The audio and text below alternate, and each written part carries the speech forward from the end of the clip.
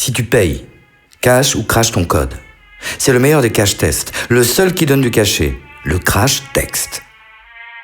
L'horloge, tout le temps dans la tête des gens, que le temps c'est de l'argent. Et que l'agent-temps souille le cerveau de ceux qui n'ont jamais le temps. Y a pas photo.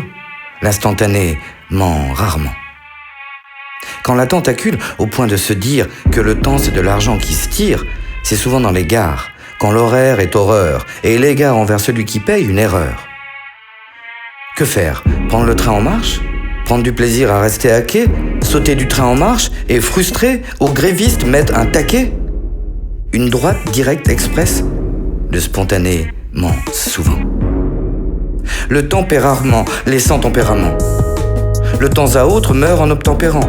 Puis le temps en temps est chaudé, sourd ne t'entend. Si le climat tempéré, ça se saurait. Et si l'instempérie partant l'intempérie, quand la roulette russe ruse sur la température, c'est que l'intemporel, antithèse de gâchette sur temporale, carbure. Pourtant, les partants couverts se retrouvent pour longtemps à découvert. Et ceux qui jouent la montre, souvent au final, gagnent la médaille d'or.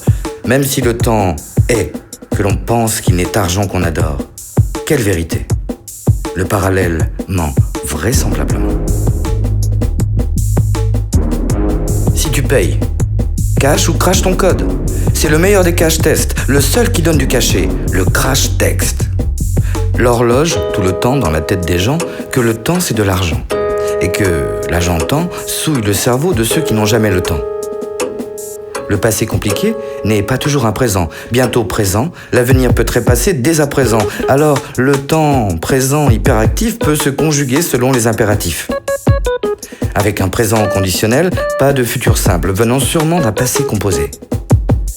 Avec un présent imparfait, omniprésent, comme l'argent et le temps, on va tout droit au futur conditionnel. Avec un inconditionnel du parfait cathare, tourné vers un passé intérieur, les moments d'exception qui défilent invariables de seconde en seconde donneraient presque envie d'un futur antérieur, comme un goût de déjà vécu, un retour vers le futur.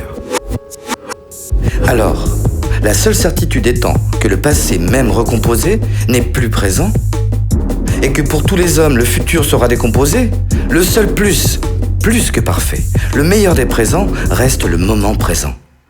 On peut cracher le morceau de tranche de vie, le poétique ment rarement.